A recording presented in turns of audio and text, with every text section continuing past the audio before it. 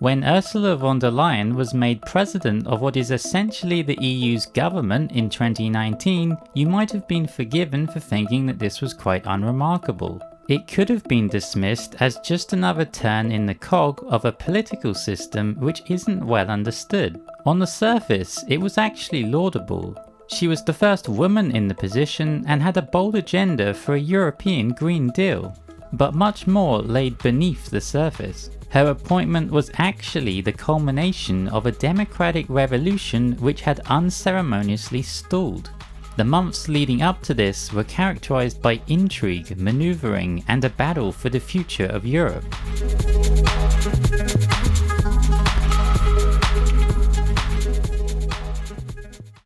In 2014, the European Parliament tried something new. Historically, it didn't have much say in who became Commission President. It's an important position, quite like a Prime Minister, drafting and enforcing EU law. The European Council, consisting of each national government, picked the President, and it closely protected that power. Parliament could veto, but it never did. However, things were different in 2014. Parliament argued that, as the only directly elected part of the EU, it had the right to pick the president. After all, that's how it works in parliamentary democracies like Germany, Spain, and the Netherlands. It could address a lot of the concerns about the EU's democratic legitimacy. Not only that, but Parliament was at least partly backed up by law. The EU's constitution was amended in 2009 to say that while the Council still had the power to pick the President, it now had to take into account the elections to Parliament. This didn't hand the power of selection to Parliament, but it helped Parliament to make the moral argument. And ultimately, Parliament did have the power to reject anyone the Council picked. Remarkably, it seemed to work. Before the election, the major European parties each chose their presidential candidate. The process became known as Spitzenkandidat, meaning lead candidate. The candidates campaigned across the EU, outlining their policy priorities, participating in TV debates, and holding campaign rallies. In the end, the centre-right European People's Party, or EPP, which includes Angela Merkel and Donald Tusk, won the most votes. So, Parliament united around the EPP candidate, Jean-Claude Juncker, and demanded that he become president.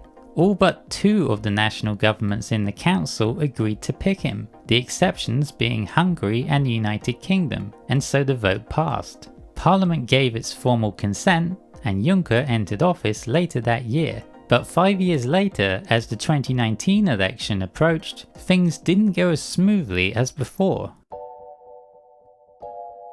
Many in Parliament were very happy with their success in 2014, pulling off a kind of democratic revolution by establishing a direct connection between European citizens and the Commission. They hoped 2019 would solidify the lead candidate process as a lasting precedent the Council would have to follow for all future elections, sending a powerful message to citizens that their vote matters. But this time, things were more complicated. To start with, the first successful lead candidate, Juncker, didn't seek a second term. And that was significant because his candidacy had a huge caveat. While he was the favourite of the EPP in Parliament in 2014, his background was not in Parliament. In fact, he was well known to national governments in the Council, having been the Prime Minister of Luxembourg since 1995 and the first president of the Eurogroup since 2005. So he was very much an insider, someone national governments had worked with for many years. He was, as some have put it, a council man. This may have made it easier for the council to pick him in 2014. Because of this, 2019 promised to be truly revolutionary, as none of the lead candidates had a reputation in the council like Juncker did. Some had experience in national politics, but for the most part, they were outsiders to the council. They represented a new concept, genuinely European politicians who made their name and drew their legitimacy from European, not national politics. If one of them became Commission President, that really would be a democratic revolution. It would demonstrate that Parliament, having been directly elected by voters across Europe, had the right to pick the President, unseating the dominance of the Council and giving citizens a much greater say in the EU's agenda. So, who were the candidates? The Conservative EPP chose Manfred Weber, an MEP from Germany and its leader in the European Parliament. He had the personal support of Angela Merkel and was a senior figure in German conservative politics. He was a lifelong advocate for European integration, and his policy priorities included support for a European FBI. His campaign focused on fixing the disconnect some citizens felt with the EU. The Social Democratic Party of European Socialists picked Franz Timmermans. He was the most senior European Commissioner at the time, essentially the second in command to Juncker. His responsibilities included ensuring that member states respect democracy, human rights, and the rule of law. He campaigned for a new social contract for Europe, which included a just transition fund to help people impacted by the transition to a green economy. The centrist Liberals were expected to do well in the election. In 2014, they picked Guy Verhofstadt as their lead candidate, a prominent MEP, former Prime Minister of Belgium, and advocate for a federal Europe. But they made some unusual moves for 2019. To start with, they didn't make a decision until months after the other parties, leaving little time before the election. And most bizarrely, they didn't even pick a lead candidate.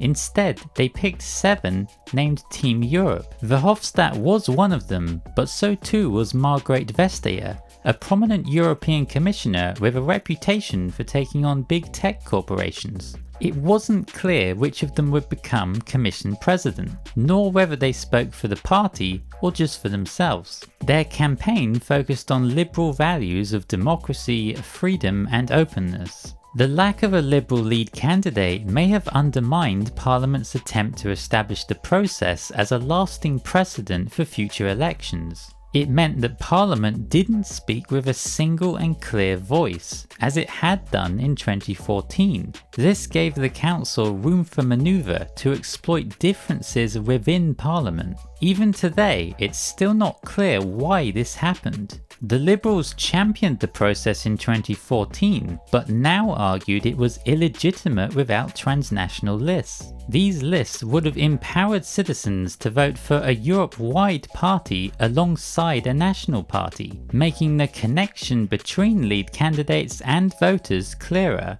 But the lists were vetoed by the Conservatives in 2018, and so the Liberals argued that the lead candidate process was illegitimate without them. But this didn't make much sense. It seemed to be throwing the baby out with the bathwater. Even if the process was imperfect, it was much better than nothing, bringing voters closer to Parliament and the Commission. And the Liberals clearly felt that way in 2014. So what changed? One key factor may have been that the Liberals were negotiating an alliance with the party of French President Emmanuel Macron.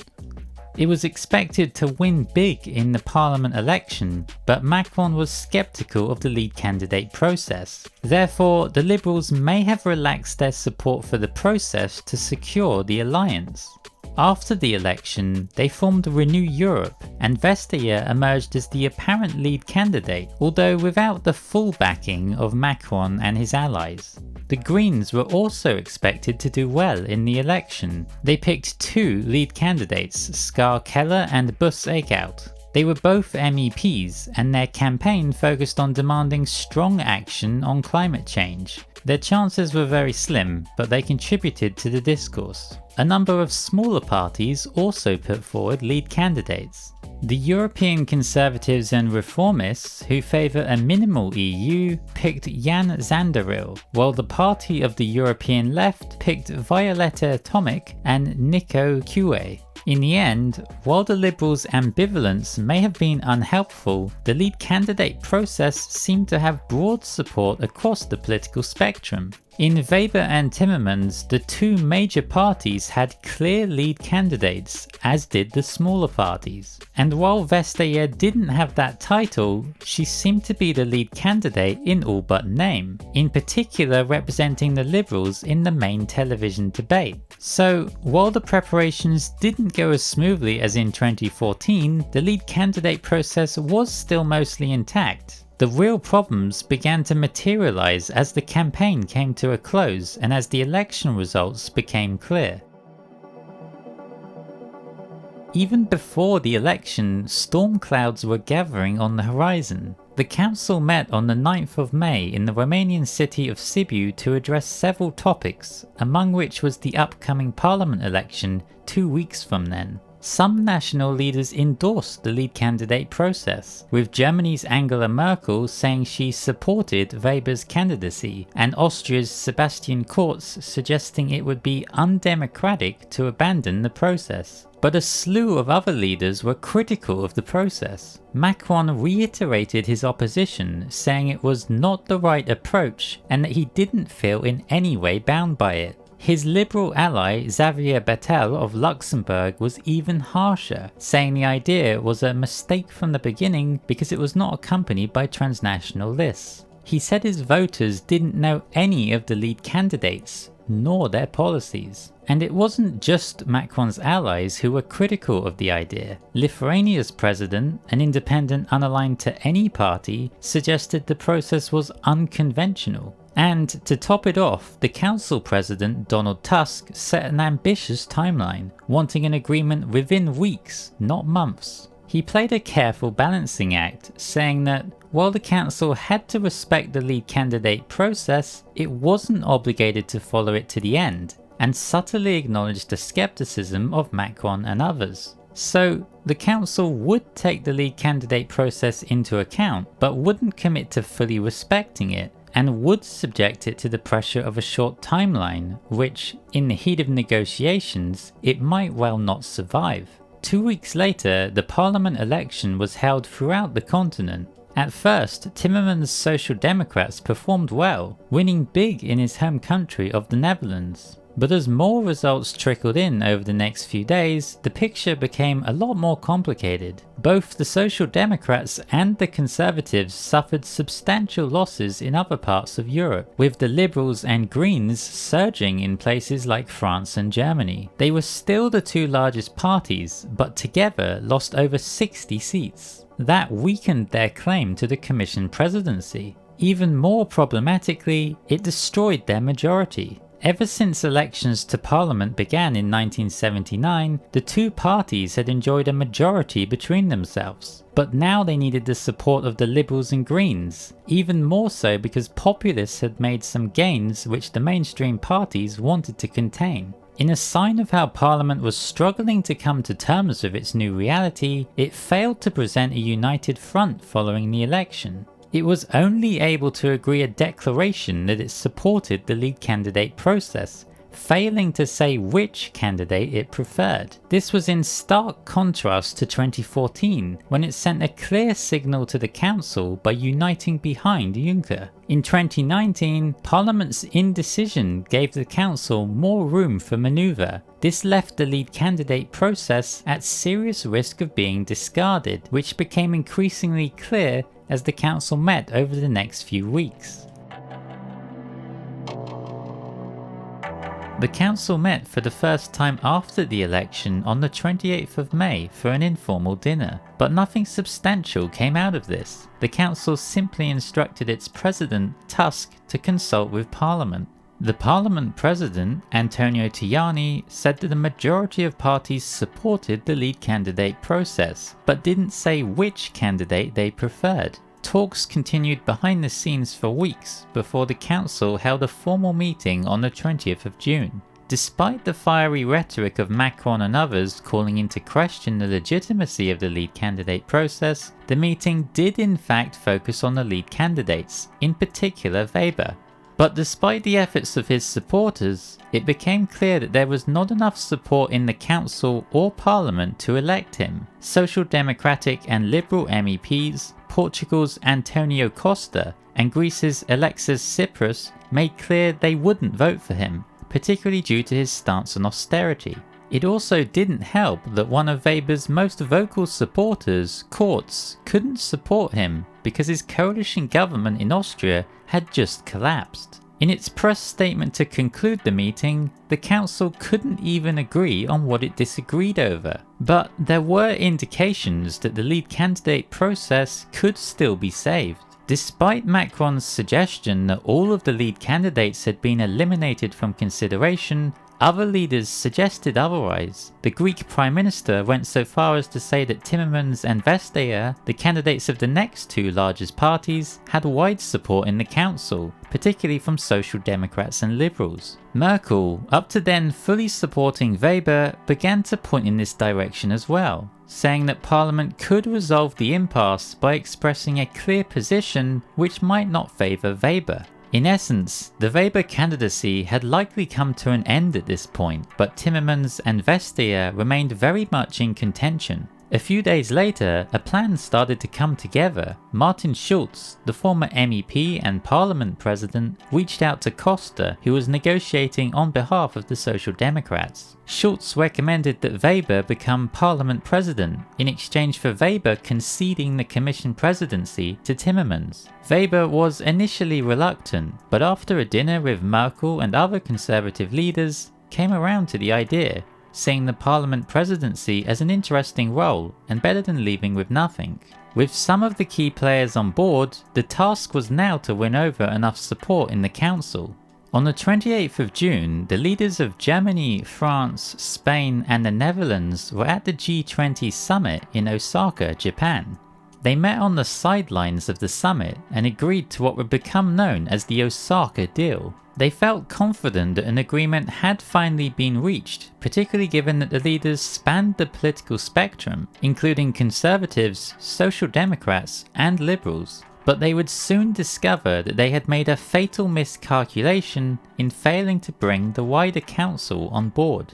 Just 2 days later, on the 30th of June, as the council was set to approve the Osaka deal, it fell apart.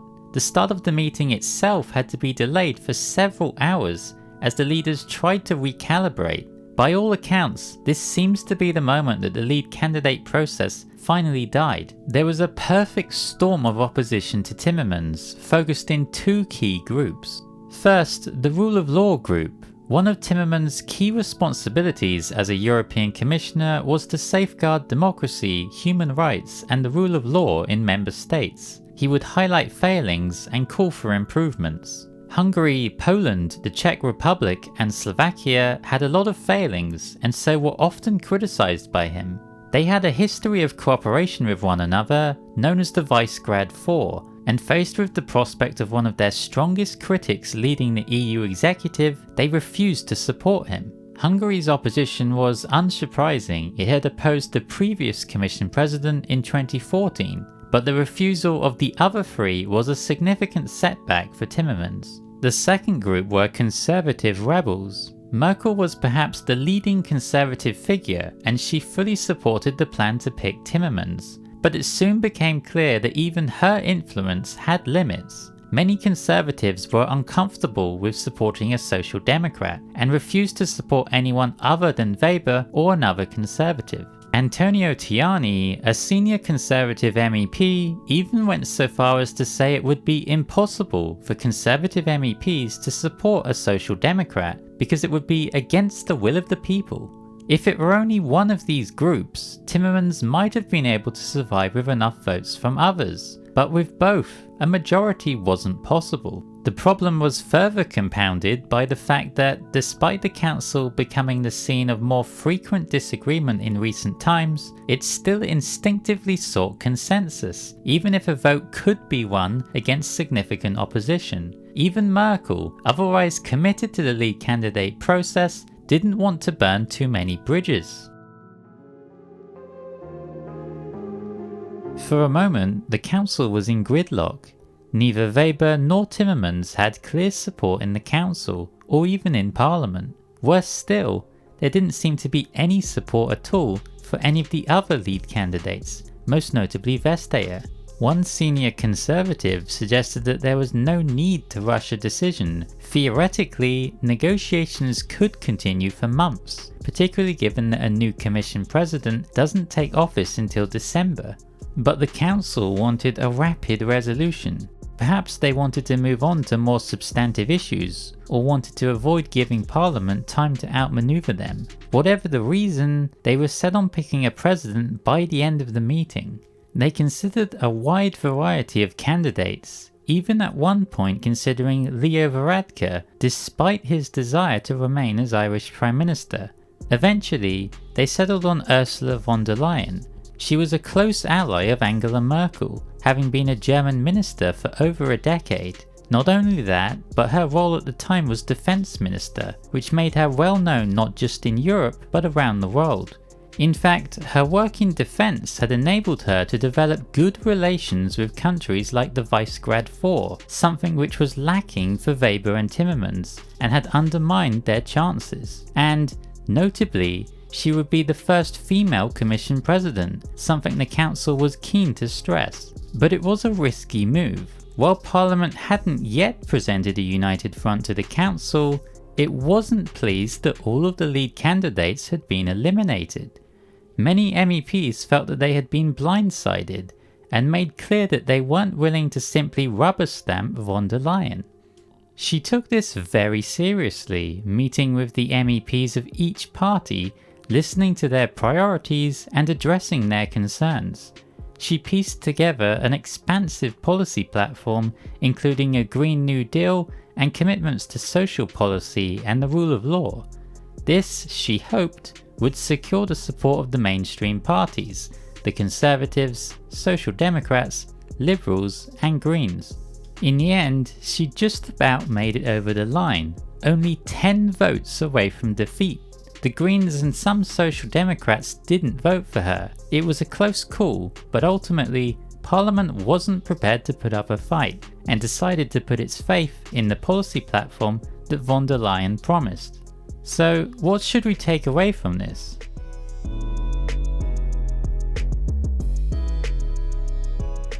Nuance is a scarce commodity in discourse about the EU, but it's critical in a story like this. It wasn't a democratic fairy tale, it didn't live up to the high standards of national politics, but it wasn't entirely undemocratic either. Everyone in the council were directly elected in national elections, and von der Leyen was ultimately approved by a directly elected parliament, which had made the question of who controls the commission prominent in the election discourse. The council genuinely considered multiple candidates, and one of parliament's preferences, Timmermans, very nearly made it across the finish line. So when we think about what happened, it's not about it simply being either democratic or undemocratic. It's about working out how we can make it more democratic next time. Here's a few ideas to that end. Citizens could demand a more democratic process from their national leaders. We saw a glimpse of this in 2019, as Merkel was asked in the German parliament whether she was committed to the lead candidate process. This could happen in more countries, and be driven not only by politicians, but also by grassroots citizen initiatives. Parliament could present a more united front. It's directly elected, and it has the final say on who becomes Commission President. But it allowed itself to be divided in 2019, giving the Council room for manoeuvre. The one time it was united behind a lead candidate, in 2014, it was successful. Indeed, even in 2019, national leaders were keenly aware of Parliament's power. They didn't rule out Weber straight away, and came very close to picking Timmermans. The council president said it had respected both the lead candidates and the idea itself. During the negotiations, a journalist asked Tajani whether Parliament would go to war with the council to defend the lead candidate process. Tajani, Parliament's president, avoided the question. But it was an important question. War might be a strong word, but Parliament might need to be more confident in its future dealings with the Council. It might not be easy to get everyone on the same page, but it seems necessary. Once they are on the same page, they could present a united front to the Council which may be difficult to ignore. Longer negotiations might also be helpful. In many countries, it takes months to form a government, but in 2019, the Council wanted a rapid decision and picked von der Leyen in a month. That may have made it more difficult for Parliament to work out a united front and enabled the Council to impose a compromise on it in the meantime. In future, Parliament could declare that it won't be rushed, allowing time to secure a more democratic outcome. In the longer term, it could be useful to reform how the Commission President is appointed. It currently requires a supermajority in the Council, which could be reduced to a simple majority, preventing a minority from blocking the majority. More ambitious, Parliament could be given the exclusive right to pick the President, much like the Prime Minister in Spain, the Netherlands, and Germany. And lastly, transnational lists might be beneficial, empowering citizens to directly vote for a lead candidate and their party. In the end, 2019 was not a great moment for European democracy. The lead candidate process was ultimately discarded, and with it, citizens were denied a closer connection with the EU. But there were signs that that might someday change, whether at the next election or further down the road. Most national governments were not fundamentally opposed to the lead candidate process, and one of the lead candidates, Timmermans, very nearly became president. With better preparation and commitment within Parliament, the lead candidate process stands a good chance of someday becoming a lasting precedent. And when that day comes, European democracy may flourish.